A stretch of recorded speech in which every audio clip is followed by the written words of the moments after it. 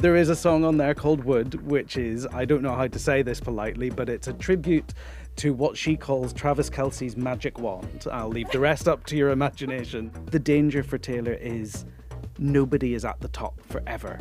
So the question is, when does the bubble burst? It's me, hi. Now, Swifties, you might want to turn this one up a little bit louder because today we're chatting about the most powerful woman in pop, Taylor Swift.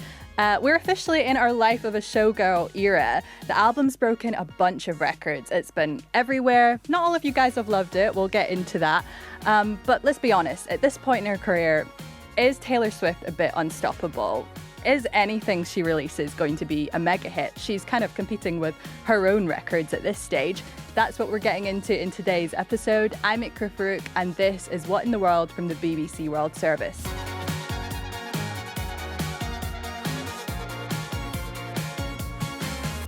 And I'm joined by Mark Savage, who's the BBC's music correspondent, has the coolest job in the building. Hey, Mark. Hello, how you doing? I'm not too bad. Mark, I need to get the big questions out of the way first. What's your favourite Taylor Swift era? I think Folklore. Okay. When she went a bit more experimental with the writing, got a bit more narratively driven, the music's a bit gentler. I really liked the way that she painted pictures with her lyrics in that era. I'm a Red girl. That Red's takes great me back album. to high school. And I think we all have that era that we kind of really resonate with. But today we're chatting about the life of a showgirl. The new record's broken a lot of records out there. It's had some mixed reviews. Tell us about it from your standpoint. How does it compare to her previous albums? The reviews have been really polarised. It's not like there's a bunch in the middle saying this is kind of good and kind of bad. People either loved it or hated it. So like Rolling Stone magazine in the US just gave it this glowing 1,000-word write-up that was, it said she's shot into a fresh echelon of superstardom, which is something you don't read in reviews very often.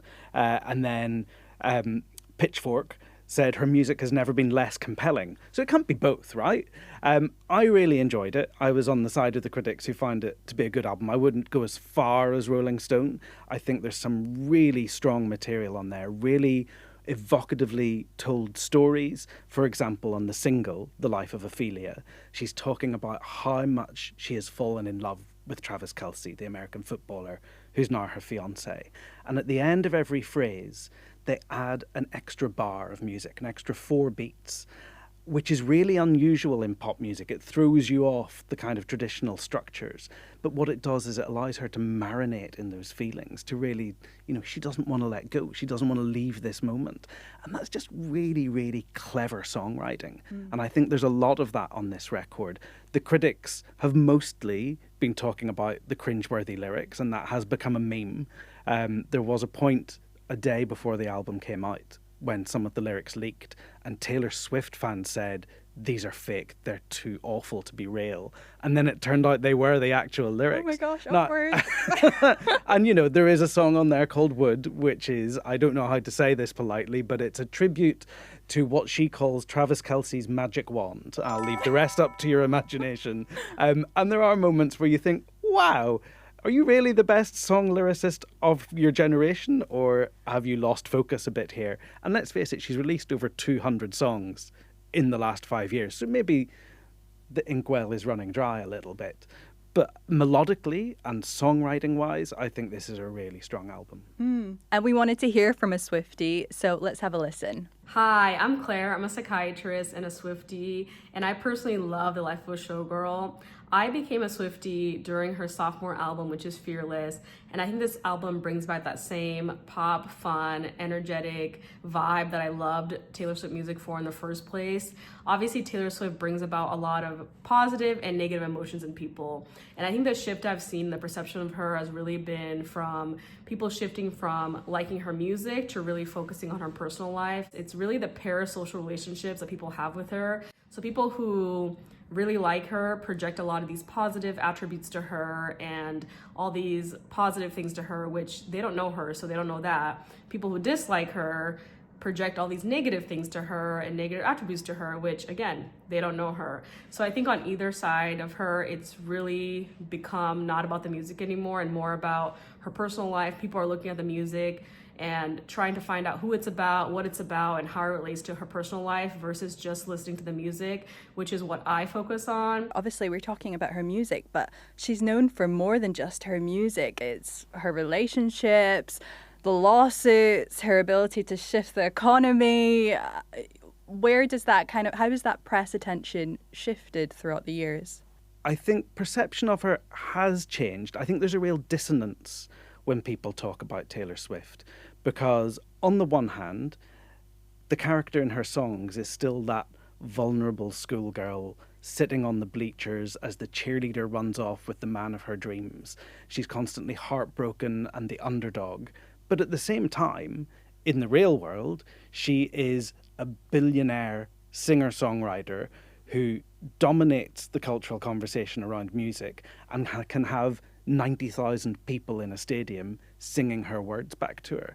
So I think often what happens now is when she sings about those moments of vulnerability, or she sings about a feud that she has within the music industry, people don't take it at face value because they're saying, well, wait a minute, you hold all of the power here. And there was a lot of reaction over the weekend after The Life of a Showgirl came out to a song called Actually Romantic, which people think that it is a response to a song by Charli XCX from her album Brat last year, which was called Sympathy is a Knife. Now, in that song, Charli is talking about feeling intimidated in the presence of a bigger pop star who comes backstage at one of her boyfriend's concerts and she's not really sure how to handle herself. The Taylor Swift song, Actually Romantic, is kind of a parody of how you might react to someone that is constantly talking about you behind your back or in a song or in the press and saying, you're so obsessed with me that it actually seems like it could be lust. Like you're obsessed with me, you love me. I think it's a really funny song, but there has been a lot of criticism that Taylor is a pop star who is untouchable. She's right at the top of her game.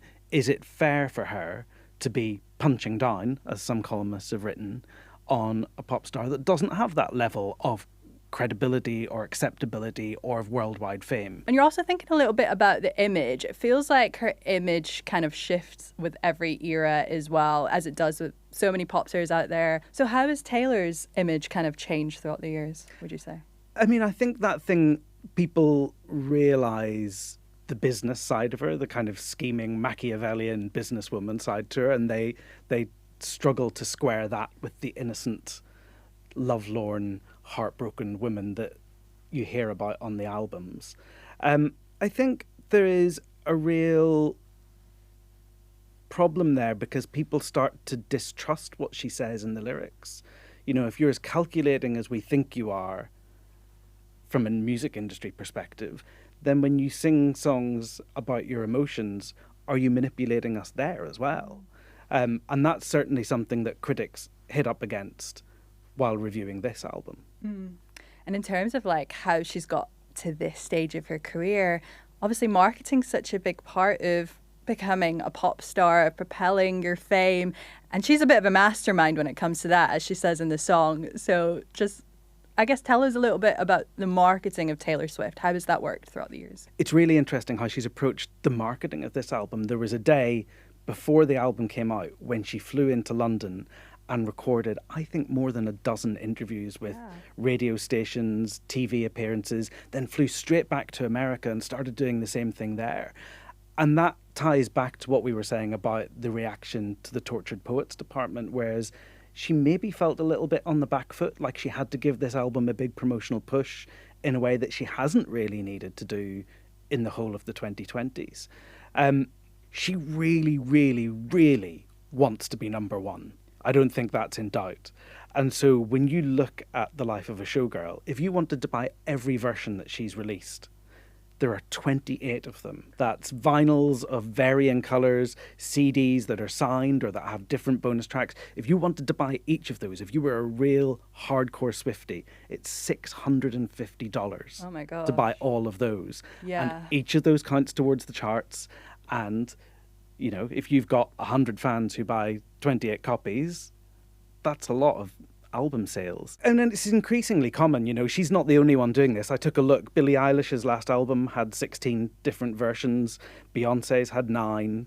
Ed Sheeran's last album had 14. And there is a pressure for fans. You know, it's a real investment to be buying all of this stuff. And it's a relatively new development in the music industry, partly driven by the fact that streaming doesn't make you any money anymore, that concerts are increasingly less lucrative for artists, and so you've got to bring in the money to sustain your career somewhere. Another thing that's become a big obsession, a big part of Taylor's music, is the Easter eggs she places in them as well.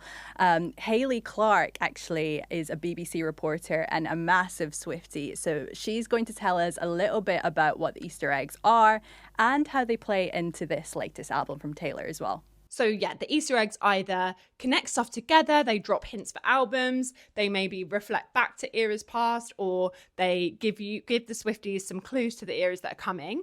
And all of those things are referred to under the umbrella term of the Easter egg. An Easter egg I have noticed as someone who is, 1, a super fan of Taylor Swift, 2, a fan of romantasy books, is some nods to Fourth Wing. Now, I have seen some people in the internet, especially where my algorithm goes, making this connection too. So there is a song called Opalite on the new album, and in it refers to violet, it refers to onyx, and it refers to opalite, which is kind of this like pearlescent color. I think it's a gemstone. And for me, that was a clear reference to Fourth Wing, where one of the main character is called Violet, and there are, I can't say too much more, but the other things are relevant within the story, and people are really enjoying that. And I think that's an example of a nice, fun Easter egg. And it's fun to decode, like, maybe Taylor has been reading Fourth Wing. Maybe it's not linked at all, but for me, who loves both, it is very, very exciting.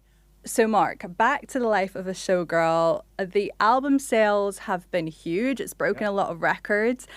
Does that mean this is Taylor's best album, or is she just keeping up with herself at this stage of her career, really? I mean, her only competition is herself. Yeah, you know, the records that she's breaking are her own records. I wouldn't say this is her best album. I don't think there's any critic, even the ones who loved it, would say this is as good as Red or 1989 or even Fearless. Those are still kind of considered the top-notch Taylor albums. Folklore is her best reviewed, but not actually her best selling.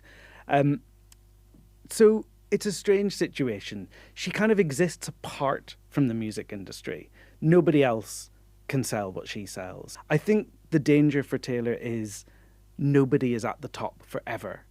And as she realised going into this album, you're only as good as your last record. So there will come a point where people fall off, or they think, I've heard this before.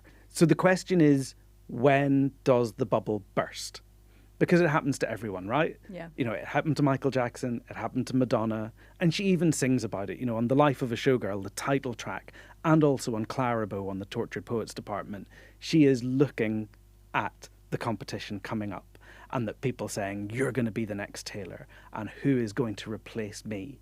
And in a way, she's almost anointing Sabrina Carpenter by getting her to duet on the title track of Life of a Showgirl. You know, she's saying, I think you'll be the one. And she did bring her out on the Eras tour as a support act. So we're in the moment now where she dominates the musical, cultural conversation. But even she knows that that's not going to last forever.